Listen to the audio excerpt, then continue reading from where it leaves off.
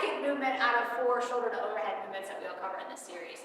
Push press is going to be a little bit heavier than your actual strict press, right? We talked about that in our actual strict press video, so you guys can watch that if you don't know that movement.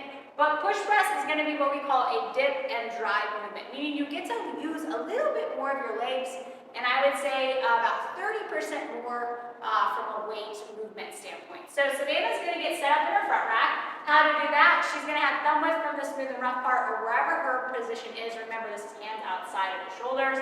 Now, in the push press format, she's going to be elbows slightly higher than the strict press. She's going to quarter front squat that bar and then walk out of the rack. Again, we typically face inward, but for these videos, we're going to face outward for you guys to see the actual front rack position.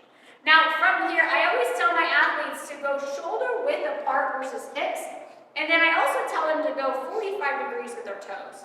The reason for this, a lot of people when starting CrossFit don't have great hip or ankle mobility.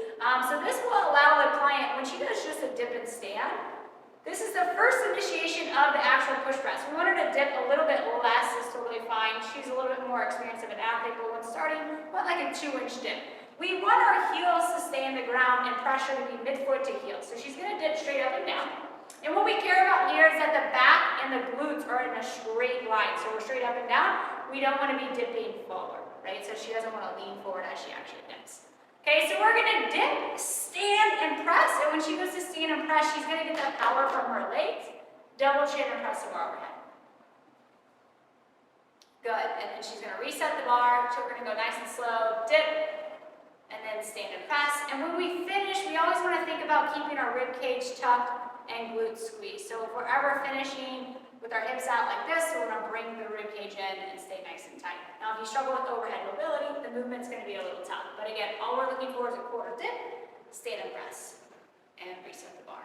If she re-dips again, that is considered a no rep for a push press and reset. That is the basics to getting started on push press.